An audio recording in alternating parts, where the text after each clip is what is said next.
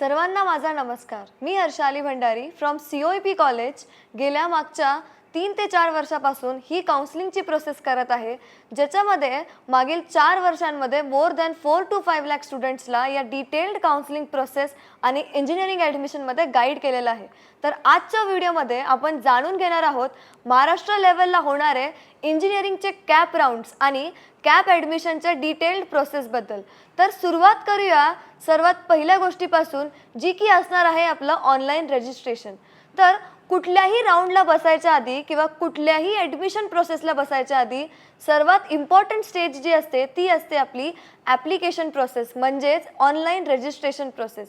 या रजिस्ट्रेशन प्रोसेसमध्ये कमीत कमी तुम्हाला 6 to 7 लेयर्सचा एक फॉर्म फिल करावा लागतो, ज्याच्यामध्ये आपल्याला आपले सर्व पर्सनल डिटेल्स, एज्युकेशनल डिटेल्स आणि त्यासोबतच आपले मार्क्स आणि जे जे एक्झाम्सला आपण अपियर केलेलं आहे त्या सर्व एक्झाम्सच्या डिटेल्सला आपल्याला फिल इन करावं लागतं. तर सुरुवात करूया आपल्या स्टेप नंबर 1 म्हणजेच ऑनलाईन रजिस्ट्रेशनपासून. तर ऑनलाईन रजिस्ट्रेशनमध्ये आपल्याला ॲप्लिकेशन फॉर्म फिल करायला लागतो, ज्याच्यामध्ये लॉग इन करण्यासाठी आपण आपला ॲप्लिकेशन नंबर आणि डेट ऑफ बर्थ हे यूज करू शकतो. ॲप्लिकेशन फॉर्ममध्ये आपल्याला कुठल्या गोष्टी भरावे लागतात आणि कुठले स्टेप्स फॉलो करायला लागतात. तर सर्वात पहिलं आपल्याला आपले पर्सनल डिटेल्स फिल इन करावे लागतात. त्याच्यानंतर आपण आपले कम्युनिकेशन डिटेल्स म्हणजेच फोन नंबर आणि registered email ID fill in करतो. त्याच्यानंतर विथ दी कम्युनिकेशन डिटेल्स त्याच्या पुढे आपण आपले एज्युकेशनल डिटेल्स फिल इन करतो आणि ॲट दी लास्ट आपण आपले डॉक्युमेंट्स अपलोड करतो. डॉक्युमेंट्स कुठले अपलोड करायचे हे आपण पुढे व्हिडिओमध्ये इन डिटेल जाणून घेऊया. तर ॲप्लिकेशन फॉर्म फिल इन केल्यानंतर एंडला आपल्याला ॲप्लिकेशन फॉर्मसाठी एक फी पे करावी लागते. सो जनरल कॅटेगरीसाठी ती फी साधारणतः 800 रुपीज असते. जे रिझर्व कॅटेगरीजमध्ये असतात त्यांची फी 600 रुपीज असते आणि जे NRI कोटा थ्रू अप्लाय करतात त्यांच्यासाठी ही फी 5000 रुपीज असते. सो स्टेप नंबर 2ला जाण्यासाठी जेव्हा आपण डॉक्युमेंट्स अपलोड करतो तर त्या डॉक्युमेंट्सची स्क्रुटिनी होते. स्क्रुटिनी म्हणजे त्या डॉक्युमेंट्सला व्हेरीफाय केलं जातं ते डॉक्युमेंट्स ओरिजिनल आहेत का फेक आहेत हे डिटेल्ड चेक केलं जातं. सो स्क्रुटिनीसाठी तुम्हाला पुढे 2 स्टेप्स मिळतील. आयदर तुम्ही ई स्क्रुटिनी चूज करू शकता किंवा तुम्ही फिजिकल स्क्रुटिनी चूज करू शकता. फिजिकल स्क्रुटिनीमध्ये आपण FC सेंटरला व्हिजिट करतो आणि FC सेंटरमध्ये आपल्याला आपले सर्व original documents with 2 Xerox sets of each documents carry करावे लागतात आणि ते तिथे ऑफलाईन पद्धतीत स्क्रुटिफाय म्हणजेच स्क्रुटिनी करून घ्यावे लागतात. आणि ऑनलाईन स्क्रुटिनीमध्ये आपल्याला हे सर्व डॉक्युमेंट्स पोर्टलवरती अपलोड करून, जे आपलं MST CETचं सेलचं पोर्टल आहे त्याच्यावरती अपलोड करून ते सर्व डॉक्युमेंट्स ऑनलाईन पद्धतीमध्ये व्हेरीफाय होतात आणि चेक होतात. सो त्याच्यानंतर आपण पुढे जेव्हा स्टेप 3ला जातो आपल्याला ही गोष्ट माहिती पाहिजे की नेमके डॉक्युमेंट्स कुठले आपल्याकडे हवे आणि कुठले डॉक्युमेंट्सचं व्हेरिफिकेशन होतं. तो स्टार्ट करूया बेसिक डॉक्युमेंट्सपासून. सर्वात पहिलं आपण जो ॲप्लिकेशन फॉर्म भरला आहे त्या ॲप्लिकेशन फॉर्मची सॉफ्ट कॉपी म्हणजे PDF फॉर्मॅट ॲज वेल ॲज हार्ड कॉपी त्याचे आपल्याला कमीत कमी 5 झेरॉक्स सेट्स रेडी करून ठेवावे लागतात. सेकंडली जे आपलं स्कोर कार्ड असतं, स्कोर कार्ड म्हणजे जो तुमचा पर्सेंटाईलचा रिझल्ट असणार आहे CETचा ॲज वेल ॲज JEEचा, जो पण तुम्ही एक्झाम्स अप्लाय करणार आहे त्या सर्व एक्झामचे जे स्कोर कार्ड असणार आहेत ते तुम्हाला रेडी करून ठेवावे लागतात. नेक्स्ट ह्याला तुम्हाला 10thचं मार्कशीट आणि 10thचं सर्टिफिकेट रेडी करून ठेवावं लागतं. त्याच्यानंतर 12ची मार्कशीट आणि 12चं सर्टिफिकेट तुम्हाला रेडी करून ठेवावं लागतं. 12चं सर्टिफिकेट इनिशियल लेवलला स्कूल्समध्ये आणि कॉलेजेसमध्ये भेटत नाही. सो जेव्हा तुम्हाला 12चे सर्टिफिकेट्स मिळतील तेव्हा नंतर तुम्ही सबमिट करू शकता. Then next you have to submit your LC, ज्याला आपण लिव्हिंग सर्टिफिकेट म्हणतो. त्याच्यानंतर if you belong to a reserved category तर त्या कॅटेगरीचं सर्टिफिकेट, त्याचं नॉन क्रीमी लेअर आणि कास्ट सर्टिफिकेट या गोष्टी तुम्हाला सबमिट करावे लागतात. त्यासोबतच पुढे आपल्याला आपला आयडेंटिटी प्रूफमध्ये तुम्ही तुमचं पासपोर्ट, आधार कार्ड, पॅन कार्ड असे डॉक्युमेंट सबमिट करू शकता. यासोबतच पुढे जर तुम्ही EWS कोटाने जर फॉर्म फिल करणार असाल तर EWSचं सर्टिफिकेट आणि EWSसाठीच तुम्हाला income certificate as a proof द्यावं लागतं. आणि जर तुम्ही TFWSनी ॲडमिशन घेणार असाल that is your tuition fee वेवर स्कीम, सो त्याच्यामध्ये सुद्धा इन्कमचा क्रायटेरिया असतो आणि ते इन्कमचे डॉक्युमेंट्स तुम्हाला सबमिट करावे लागतात. सो त्याच्यासाठी आपल्याला इन्कम सर्टिफिकेट मात्र रेडी ठेवावं लागतं. इफ तुम्ही डिफेन्स कोटाने ॲडमिशन घेणार असाल तर डिफेन्सचं सर्टिफिकेट तुम्हाला सबमिट करावं लागतं. If you are a student जे की आउट ऑफ महाराष्ट्र स्टेट बोर्डचे असणार आहात तर त्यासाठी तुम्हाला मायग्रेशन सर्टिफिकेट सबमिट करावं लागतं. इफ तुम्ही तुमच्या CETच्या एक्झाममध्ये गॅप घेतला असेल, सपोज 1 इयर ड्रॉप और 2 इयर ड्रॉप, सो त्यासाठी तुम्हाला तुमचं गॅप सर्टिफिकेट सबमिट करावं लागतं. याच्यासोबतच तुम्हाला तुमचं domicile certificate, nationality certificate, physically disabled certificate if you are from PWD category, orphan certificate किंवा ऑर्फन प्रूफ जर तुम्ही ऑर्फन थ्रू ॲडमिशन घेणार असेल तर, आणि the most important thing, if तुम्ही NRI कोटा थ्रू ॲडमिशन घेणार असाल तर NRI कोटाची एक डिटेल्ड डॉक्युमेंटेशन लिस्ट असते आणि डिटेल्ड डॉक्युमेंटेशन व्हेरिफिकेशन सुद्धा असतं. सो NRI कोटाचे जे काही डॉक्युमेंट्स तुम्हाला सबमिट करावे लागतील जर तुम्ही NRI कोटा थ्रू ॲडमिशन घेणार असाल तर या स्क्रीनवरती दिसणारे हे जेवढे पण NRIचे डॉक्युमेंट्स तुम्हाला दिसत आहेत हे सर्व डॉक्युमेंट्स तुम्हाला इन डिटेल सबमिट करून व्हेरीफाय करून घ्यावे लागतील.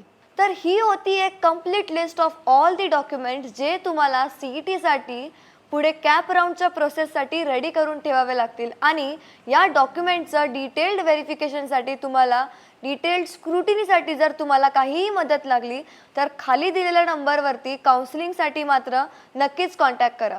आता याची जी पुढची स्टेप असते त्याच्यामध्ये प्रोव्हिजनल मेरिट लिस्ट डिक्लेअर होते. सो प्रोव्हिजनल मेरिट लिस्ट म्हणजेच काय की एक रफ मेरिट नंबर किंवा एक रफ रँक जो तुमचा निघू शकतो तुमच्या दिलेल्या स्कोअर्सवरती आणि दिलेल्या पर्सेंटाईलवरती तुमचा रँक किती असू शकतो तो एक प्रोव्हिजनल मेरिट नंबर रिलीज होतो. त्या प्रोव्हिजनल मेरिट नंबर नंतरनं पुढची जी स्टेप असते ती असते आपली फायनल मेरिट लिस्टची. सो फायनल मेरिट लिस्ट म्हणजे जो तुमचा ॲक्च्युअल रँक असणार आहे throughout the cap process. So तुम्हाला एक फायनल रँक म्हणजेच फायनल मेरिट नंबर अलॉट केला जातो. त्याच्या पुढची जी आपली स्टेप असणार आहे ती असणार आहे आपली release of seat matrix. Seat matrix म्हणजे काय, त्या स्पेसिफिक इन्स्टिट्यूटमध्ये प्रत्येक रिझर्व्ड कॅटेगरी व बाकी इतर कॅटेगरीज जे असतात ज्याच्यामध्ये जनरल कॅटेगरी येते, JEE मेन्स थ्रू अप्लाय करणारे ऑल इंडिया स्टुडंट्स येतात. सो त्या प्रत्येक कॅटेगरी ऑफ स्टुडंट्ससाठी काही सीट्स अलॉटेड असतात अकॉर्डिंग टू फ्यू नंबर्स. जसं की आपण बघतो की एखाद्या ब्रांचच्या सीट जर सपोज 100 असतील त्याच्यामध्ये जसं आपल्याला सिम्पली माहिती आहे की 30% वुमेन्स कोटा रिझर्व्ड आहे आणि उरलेला 70% जनरल कोटा रिझर्व्ड असतो. सो जनरलमध्ये मेन प्लस वुमेन दोन्हीही एलिजिबल असतात. So 30% seats, so out of 100 30 seats हे कंपल्सरी गर्ल स्टुडंट्सलाच दिलेले जातात आणि उरलेले 70 सीट्स आयदर अ गर्ल और आयदर अ बॉय कोणीही ते अलॉट करू शकतो. सो तसंच एका इन्स्टिट्यूटचं हे मी तुम्हाला सीट मॅट्रिक्स स्क्रीनवरती शो केलेलं आहे. त्याच्यामध्ये तुम्ही वेरियस नंबर्स बघू शकता अकॉर्डिंग टू डिफरंट कॅटेगरीज की सीट्स नेमकं कसे अलॉट केले जातात. याचे काही स्पेसिफिक पर्सेंटेजेस असतात जे की तुम्हाला आता स्क्रीनवरती दिसत असेल. प्रत्येक कॅटेगरीसाठी प्रत्येक एक पर्सेंटेज ऑफ कोटा रिझर्व केला जातो आणि त्यानुसारच प्रत्येक इन्स्टिट्यूट्समध्ये तसे सीट्स दिले जातात. If a college is a minority based so तिथे मायनॉरिटी स्टुडंटसाठी सीट्स जास्त असणार आहे. If a college is a government college so तिथं equal distribution according to government rules तसेच सीट अलॉट केले जातात. If a college is a private college so त्या कॉलेजमध्ये इन्स्टिट्यूट लेवल सीटसुद्धा असणार आहे जे की मॅनेजमेंट कोटा किंवा इन्स्टिट्यूट लेवल राऊंड्सनी फिलिंग केले जातात. सो त्याच्यामध्ये 15 to 20% ऑफ सीट्स इन्स्टिट्यूट लेवलचे असतात आणि उरलेले 80 to 85% ऑफ सीट्स हे कॅप राऊंड थ्रू भरले जातात. आता याच्या पुढे सीट मॅट्रिक्स आलं, पूर्ण ॲप्लिकेशन फॉर्म भरला, पूर्ण डॉक्युमेंटेशनची प्रोसेस तुम्हाला नक्कीच समजलीच असेल. आता जो आपला पुढचा the most important and the most crucial stage म्हणजेच ऑप्शन फॉर्मचा स्टेज असतो. आता ऑप्शन फॉर्म म्हणजे काय, एक असा फॉर्म ज्याच्यामध्ये आपण काही कॉलेजेस फिल करतो एका ऑर्डरमध्ये जे आपल्याला हवे आहेत. आता ऑप्शन फॉर्म कसा भरायचा, कुठलं कॉलेज पहिलं टाकायचं, कुठलं कॉलेज दुसरं टाकायचं, कुठल्या ब्रांचला वेटेज दिलं पाहिजे, कुठल्या ब्रांचमध्ये कॉम्प्रोमाइज केलं पाहिजे आणि ही लिस्ट मात्र कशी बनवायची हे सर्व प्रश्न मात्र सर्वांना मनामध्ये असणारच. तर या सगळ्या प्रश्नांचं उत्तर पुढे व्हिडिओमध्ये नक्कीच क्लिअर होईल. सर्वात पहिलं ऑप्शन फॉर्म बनवताना आपण कॉलेजला प्रिफर केलं पाहिजे आणि कॉलेजला एक हायर वेटेज दिलं पाहिजे. त्याच्यानंतर ज्या फील्डमध्ये आपल्याला पुढे करिअर बनवायचं आहे आणि ज्या फील्डमध्ये आपल्याला पुढे ग्रो करायचं आहे त्या ब्रांचेसला आपल्याला प्रेफरन्स द्यायला लागेल. आता ही फील्ड कशी निवडायची आणि ही ब्रांच सिलेक्शन कसं करायचं आणि त्या ब्रांचनुसार आणि आपल्या मार्कांनुसार कुठले टॉप कॉलेजेस आपण कसे फिल केले पाहिजे, हे प्रश्न मात्र सर्वांनाच असेल. आणि जर या प्रश्नाचं जर तुम्हाला उत्तर हवं असेल आणि मदत हवी असेल तर तुम्ही काउन्सिलिंगसाठी मात्र नक्कीच विजिट करू शकता आणि खाली दिलेल्या नंबरवरती नक्कीच कॉन्टॅक्ट करू शकता. तर सर्वात पहिलं ब्रांचेसला आणि कुठल्या फील्डमध्ये जायचं आहे त्याला डिसाईड करायचं. त्यानुसार जे आपले टॉप कॉलेजेस आहेत त्या टॉप कॉलेजेसला लिस्ट आउट करायचं. आता टॉप कॉलेजेसला लिस्ट आउट केल्यानंतर एक सिक्वेन्शियल ऑर्डर्ड फ्लो तयार करायची आपल्या कट ऑफ्सनुसार.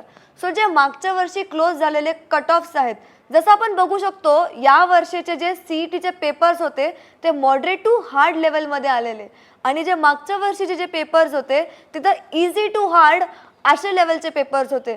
सो या वर्षी कट ऑफमध्ये मात्र नक्कीच चेंज होणार. सो कुठल्या वेमध्ये लिस्ट बनवावी आणि कुठलं कट ऑफ प्रिफर करायला हवं हा प्रश्न आणि हा डाऊट प्रत्येक पॅरेंट प्रत्येक स्टुडंटच्या मनामध्ये असतो. सो जर तुम्हाला या लिस्टमध्ये कुठेही प्रॉब्लेम येत असेल तर तुम्ही नक्कीच काउन्सिलिंगसाठी कॉल करू शकता आणि हेल्प घेऊ शकता. सो सगळ्यात पहिलं तुम्हाला एक सिक्वेन्शियल कट ऑफ वाईज एक सिक्वेन्शियल प्रिफर्ड लिस्ट बनवावी लागेल, जिथं की प्रेफरन्स 1, प्रेफरन्स 2, प्रेफरन्स 3, प्रेफरन्स 4 असे अलॉटमेंट्स द्यावे लागतील. यावर्षी सर्वात इम्पॉर्टंट आणि सर्वात मोठा चेंज जो झालेला आहे, मागच्या वर्षीपर्यंत फक्त 3 कॅप राउंड्स होते पण या वर्षीपासून आता 4 कॅप राउंड्स होणार आहेत. तर 4 कॅप राउंड्समध्ये कट ऑफ्स कसे व्हेरी करतील, कुठे जास्त कट ऑफ लागेल, कुठे कमी कट ऑफ लागेल, हे इतके सारे प्रश्न तुमच्या डोक्यामध्ये फिरत असतील. याचं उत्तर मात्र तुम्हाला मी नक्कीच देईल. सर्वात पहिला आपल्याला एक रफ लिस्ट बनवून ठेवायची. त्याच्यानंतर ना आपण राऊंड 1ला त्या लिस्टमध्ये काही एक्स्ट्रा ऑप्शन्स ॲड करून, जिथं की आपण ब्रांच कॉम्प्रोमाइज करत आहोत कुठे ना कुठे फॉर अ गुड कॉलेज, तशी लिस्ट पुट करावी. कारण की फर्स्ट राऊंडला कधी पण कट ऑफ्स एका हायर नंबरलाच क्लोज होतात. जसं की आपल्याला माहिती आहे या वर्षीपासून 4 राऊंड्स होणार आहेत. सो 4 राऊंड्समध्ये मागच्या वर्षीपर्यंत फक्त फर्स्ट राऊंडला हायर कट ऑफ असायचा आणि सेकंड राऊंडला कट ऑफ कुठे ना कुठे थोडाफार उतरायचा, थर्ड राऊंडला अजून जास्त कट ऑफ खाली यायचा. पण या वर्षी 4 राऊंड्स होणार आहेत. सो फर्स्ट आणि सेकंड राऊंडला कट ऑफ्स इक्वल असणार आहेत. म्हणजे त्याच्यामध्ये मायन्यूट पॉईंटमध्ये डिफरन्सेस येणार आहेत. कारण की या वर्षी जितके पण स्टुडंट्सनी CET एक्झाम दिलेली तो नंबर पण हायर आहे आणि जितके पण स्टुडंट्स कॅपसाठी बसतील तो नंबरसुद्धा हायरच असणार आहे.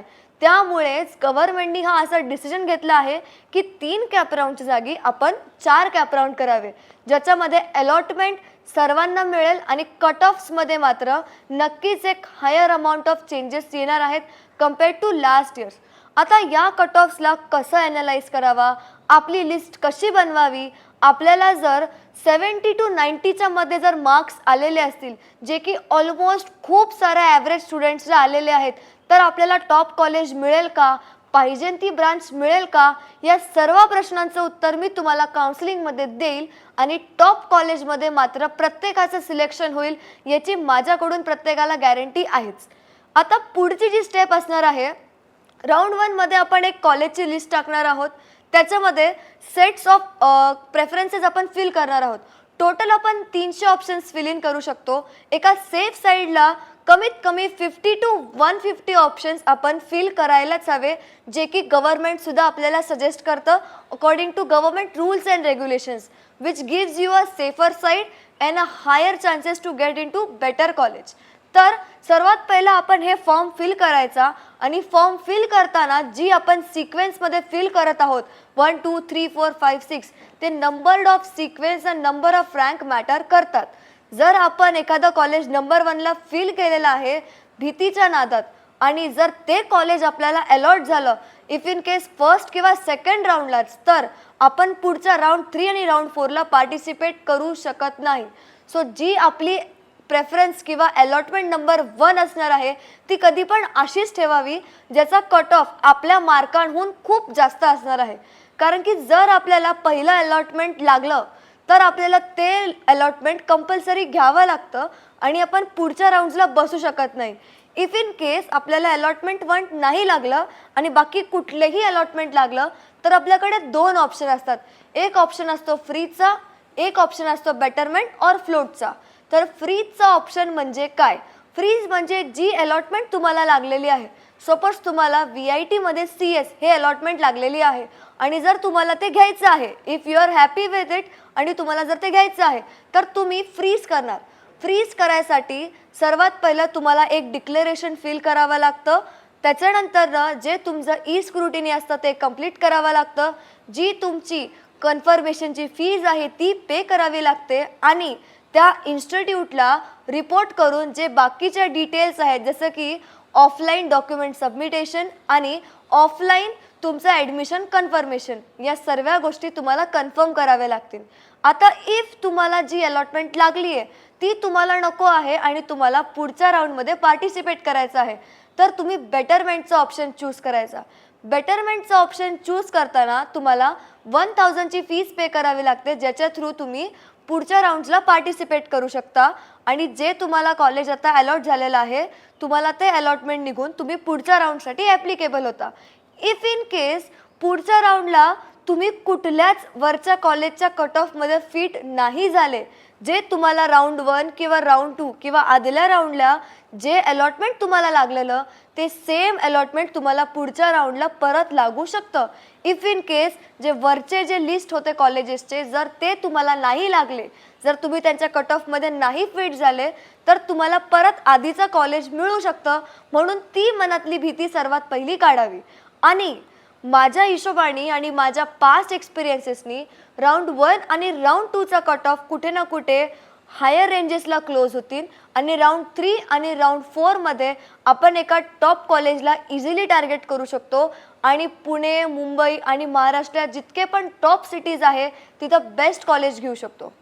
कधी पण ही कॉलेज लिस्ट फिल करताना तुम्ही कुठे ना कुठे कॉम्प्रोमाइज न करता की अरे फक्त पुढच्या 4च वर्षाची डिग्री आहे, हे कॉम्प्रोमाइजेस आणि हे सॅक्रिफायसेस कुणाच्याच करिअरमध्ये तुम्ही बिलकुल पण केले नाही पाहिजे. आणि कुणाच्या इन्फ्लुएन्समुळं किंवा आत्ताच्या चाललेल्या ट्रेंडमुळं एखाद्या ब्रांचला जर आपण ऑप्ट करत असेल तर ही सर्वात मोठी चुकी असते आपल्या फ्युचर करिअरसाठी. ही जी डिग्री आपण 4 वर्षासाठी चूज करतो ही फक्त 4 वर्षाचीच डिग्री नाही आहे तर आपल्या पुढच्या 40 वर्षाचं करिअर असणार आहे. हा विचार करूनच तुम्ही ही प्रॉपर कॉलेज लिस्ट आणि प्रॉपर ब्रांच सिलेक्शन मात्र नक्कीच केलं असेल. जर तुम्हाला पुढे कुठे ना कुठे career counselling, branch selection, college list making या गोष्टींमध्ये कुठल्याही प्रकारचा प्रॉब्लेम येत असेल आणि कुठल्याही प्रकारची हेल्प लागत असेल तर आपण आपल्या काउन्सिलिंगमध्ये या डिटेल्ड आणि इतक्या क्रुशियल आणि टफ प्रोसेसबद्दल A to Z complete guidance करतो आणि 1 to 1 पर्सनल मेंटरशिप देखील करतो ज्याच्यामध्ये आपण आपला इंटरेस्ट, आपले लाइकिंग्स, आपला पॅशन, आपले हॉबीज त्यानुसारच फ्युचर ब्रांचला ऑप्ट करून तसंच कॉलेज सिलेक्शन करतो. ज्याच्यामध्ये कसा फायदा आहे की ज्या क्षेत्रामध्ये आपल्याला इंटरेस्ट आहे आपण त्या क्षेत्रामध्ये इझिली ग्रो करतो आणि कुठे ना कुठे कॉम्प्रोमाइजिंग किंवा ट्रेंड किंवा जबरदस्ती किंवा फोर्सफुली घेतलेली ब्रांच आणि याचं लोड कुणालाच नसतं. आता पुढचा जो सर्वात क्रुशियल राऊंड असतो त्याला आपण म्हणतो इन्स्टिट्यूट लेवल राऊंड किंवा इन शॉर्ट आपण त्याला म्हणतो स्पॉट राऊंड्स. तर स्पॉट राऊंड्स प्रत्येक गव्हर्नमेंट इन्स्टिट्यूट्समध्ये होतात आणि बरेच टॉप प्रायव्हेट कॉलेजेसमध्ये सुद्धा होतात. स्पॉट राऊंड म्हणजे काय असतं, जे पण कॅप राऊंड्समध्ये राहिलेल्या वेकंट सीट्स जे असतात तर त्या सगळ्या वेकंट सीट्सला फिल करण्यासाठी इन्स्टिट्यूट लेवल राऊंड हा एक रन करतो. आता हा इन्स्टिट्यूट लेवल राऊंड कसा रन करतो तर या इन्स्टिट्यूट लेवल राऊंडसाठी त्या स्पेसिफिक इंडिव्हिज्युअल इन्स्टिट्यूटला तुम्हाला पर्सनली अप्लाय करावं लागतं विथ ऑनलाईन ॲप्लिकेशन फॉर्म्स. त्याच्यानंतर ऑनलाईन ॲप्लिकेशन नंतर जितक्या पण लोकांनी अप्लाय केलेलं आहे त्या इन्स्टिट्यूट लेवल राऊंड म्हणजेच स्पॉट राऊंडच्या काही डेट्स रिलीज होतात. या डेट्समध्ये जसं कॅप राऊंड आपलं मेरिटनुसार अलॉटमेंट असतं त्याच सिमिलर वेमध्ये स्पॉट राऊंडमध्ये सुद्धा मेरिटनुसार अलॉटमेंट केली जाते. ज्याचं मेरिट हाय आहे त्या मेरिट हायवाल्या स्टुडंटला ते कॉलेज अलॉट होतं आणि ती ब्रांच अलॉट होती. या स्पॉट राऊंडचे फायदे काय असतात तर top notch colleges, top government colleges, top private colleges आणि पूर्ण महाराष्ट्रातले टॉप 10 कॉलेजेसमधले आपण टॉप ब्रांचेसला ऑप्ट करू शकतो किंवा ह्या टॉप कॉलेजमध्ये एंट्री घेऊ शकतो. आणि याच्या सोबतच जर आपण ऑलरेडी एका गव्हर्नमेंट इन्स्टिट्यूटमध्ये अलॉटेड आहोत आणि आपल्याला जर ब्रांच अपग्रेडमेंट करायची असेल तर या ब्रांच अपग्रेडमेंटमध्ये सुद्धा हे स्पॉट राऊंड हेल्प करतं. स्पॉट राऊंड नेमकं हेल्प कसं करतं, वेकन्सीज क्रिएट कसे होतात, हा प्रश्न मात्र प्रत्येकालाच असतो. आता CETमध्ये अप्लाय करणारा स्टुडंट JEEमध्ये देखील अप्लाय करतो आणि प्रायव्हेट राऊंड्सला देखील अप्लाय करतो. प्रायव्हेट राऊंड्स म्हणजे काय, जसं की Vellore institute of technology, SRM JEE अशा वेगवेगळ्या ज्या मोठ्या मोठ्या इन्स्टिट्यूट्स आहेत, बिट्स एक झालं, अशा मोठमोठ्या इन्स्टिट्यूट्समध्ये सुद्धा स्टुडंट्स अप्लाय करतात आणि एक्झाम देतात. याच्यासोबतच JEE मेन्समध्ये फॉर NITs, IIITs आणि JEE ॲडव्हान्समध्ये IITसाठी सुद्धा देखील अप्लाय करतात. इफ इन केस जे त्याला कॉलेज आता अलॉट झालेलं आहे त्याच्याहून जर बेटर कॉलेज त्या स्टुडंटला मिळत असेल तर त्या बेटर कॉलेजसाठी तो इकडची सीट सोडतो, जे की कॅप राऊंड नंतरही होऊ शकतं किंवा अलॉंग दी कॅप राऊंड सुद्धा होऊ शकतं. सो जी सीट वेकंट असते त्या सीटला फिल करण्यासाठी हे इन्स्टिट्यूट लेवल राऊंड्स म्हणजेच स्पॉट राऊंड्स कंडक्ट केले जातात आणि हे टोटली मेरिट बेस्ड असतात. काही कॉलेजमध्ये मॅनेजमेंट थ्रू पण सीट्स फिल इन केले जातात, जिथं की तुम्ही डायरेक्ट ॲडमिशन घेऊ शकता. याच्यासोबतच इफ इन केस तुम्हाला कुठल्या का वाईट परिस्थितींमुळे जर तुमचा स्कोअर कमी आला असेल, unfortunately anything the reason may be, जर तुमचा स्कोअर बिलो दॅन ॲव्हरेज आला असेल, फॉर एक्झाम्पल 50 to 80 स्कोअर, याच्यामध्ये आपल्याला माहिती आहे की पर्सेंटाईल तर काय हायर होणार नाही आणि टॉप कॉलेजेसमधला चान्स कुठे ना कुठे थोडाफार कमी असतो. चान्सेस असतात, जर आपण लिस्ट प्रॉपर बनवली तर चान्सेस असतात. पण इफ इन केस एखादा ओपन कॅटेगरीचा स्टुडंट असेल आणि जर कट ऑफ एकदम हायर रेंजेसला क्लोज झाले असेल तर प्रायव्हेटमध्ये आपण कुठे विचार करू शकतो का कुठल्या प्रायव्हेट युनिव्हर्सिटीला आपण ऑप्ट करू शकतो का, हा प्रश्न मात्र प्रत्येकालाच पडतो. प्रायव्हेट युनिव्हर्सिटीला ऑप्ट करताना कुठल्या गोष्टी बघायला पाहिजे, या गोष्टी मी आता तुम्हाला पुढे लिस्ट आउट करेन. सर्वात पहिलं तर त्या कॉलेजचं नाव किती आहे आणि त्या कॉलेजची जी सिटी आहे ती कुठली आहे. जर आपण प्रायव्हेट युनिव्हर्सिटीजमध्ये ॲडमिशन घेत असू तर जी ब्रांच आपल्याला हवी आहे आपल्या इंटरेस्टनुसार तीच ब्रांच आपण ऑप्ट केली पाहिजे आणि जी ब्रांच आत्ता सध्या टॉपला चाललेली आहे त्याच ब्रांचला आपण ऑप्ट केलं पाहिजे फर्स्ट ऑफ ऑल. सो सगळ्यात पहिलं कॉलेजचं ब्रँड नेम आणि कॉलेजचं स्टँडर्ड मॅटर करतं. सेकंडली कॉलेजचं अकॅडमिक्स, ते कॉलेजला कुठल्या टॉप कंपनीसोबत, सपोज जर आत्ताचा जो ट्रेंड आहे तो आहे CSचा ट्रेंड, सो टोटली पुढे जसं डिजिटलायझेशन होणार आहे, AI बूममध्ये आहे, तर सर्वजण CSच्या टुवर्ड्स जात आहेत. पण जर तुम्हाला नक्कीच त्या ब्रँचमध्ये इंटरेस्ट असेल, coding, AI, CS, data science, data analytics, cyber security, cloud computing असे अनेक CSच्या फील्ड्समध्ये जर तुम्हाला खरंच इंटरेस्ट असेल तर असं कॉलेज चूज करा जे की सर्वात पहिलं एका IT हबच्या इंडस्ट्रीमध्ये सिच्युएटेड असेल, ज्याच्या थ्रू तुम्हाला पुढे प्लेसमेंटचं, इंटर्नशिपचं आणि कॉलेजचं स्टँडर्डचं काहीही टेन्शन राहणार नाही. तर first point is college standard, second point is त्यांचं अकॅडमिक करिक्युलम. जर त्यांचं अकॅडमिक एका टॉप नॉच कंपनीसोबत टायअपमध्ये असेल तर तुमचं अकॅडमिक्स अप टू डेट असणार आहे आणि त्याच्या थ्रू तुम्हाला पुढे प्लेसमेंट्समध्ये, इंटर्नशिपमध्ये आणि नॉलेजमध्ये कुठेच ड्रॉबॅक भेटणार नाही आणि तुम्ही ऑलमोस्ट गव्हर्नमेंट कॉलेजच्या स्टुडंट्सच्या इक्विव्हॅलंट येऊन जाता. त्याच्या पुढचा जो इम्पॉर्टंट पॉईंट असणार आहे ते असणार आहे कॉलेजमध्ये प्रोव्हाइडेड फॅसिलिटीज आणि फॅकल्टीज. आता फॅसिलिटीजचा काय इम्पॅक्ट पडतो, फक्त अकॅडमिक्सच नव्हे पण पर्सनॅलिटीला डेव्हलप करण्यासाठी बाकी facilities, for example sports, technical clubs, cultural clubs, वेगवेगळ्या ॲक्टिव्हिटीज, वेगवेगळ्या कॉम्पिटिशनला पार्टिसिपेट करण्याचे चान्सेस, या सर्वही गोष्ट मॅटर करतात, ज्याच्या थ्रू एका स्टुडंटची परफेक्ट पर्सनॅलिटी डेव्हलपमेंट होते. सेकंड पॉईंट जो होता फॅकल्टीजचा, जर फॅकल्टीज PhD, डबल डॉक्टरेट या लेवलचे असतील तरच पुढे कुठे ना कुठे त्या स्टुडंटचं नॉलेज, त्या स्टुडंटला भेटणारे प्रोजेक्ट्स, त्या स्टुडंटला भेटणारं गायडन्स आणि मेंटरशिप तेवढं टॉप नॉच असणार आहे. तर या गोष्टी आपण कन्सिडर केलेच पाहिजे. नेक्स्ट जी गोष्ट आपण कन्सिडर करायला पाहिजे ती असणार आहे कॉलेजचं प्लेसमेंट, कॉलेजचं ॲव्हरेज पॅकेज, कॉलेजचे टॉप 10 पॅकेजेस आणि कॉलेजला येणाऱ्या कंपनीज, किती कंपनीज आहे, कसं ॲल्युमिनाय स्टेटस आहे, या सर्वही गोष्टी आपण बघितल्या पाहिजे. जर आता आपण CS सारख्या किंवा एरोस्पेस किंवा ENTC किंवा इलेक्ट्रिकल किंवा मेकॅनिकल अशा मोठमोठ्या ब्रांचेससाठी ट्राय करत असू तर ऑल ओव्हर इंडिया खूप मोठमोठ्या आणि चांगल्या प्रायव्हेट युनिव्हर्सिटीज आहे. फॉर एक्झाम्पल दिल्लीसारख्या शहरामध्ये जर आपण CS सारखी ब्रँच जर केली तर आपण GD गोएंका युनिव्हर्सिटी ही टार्गेट करू शकतो.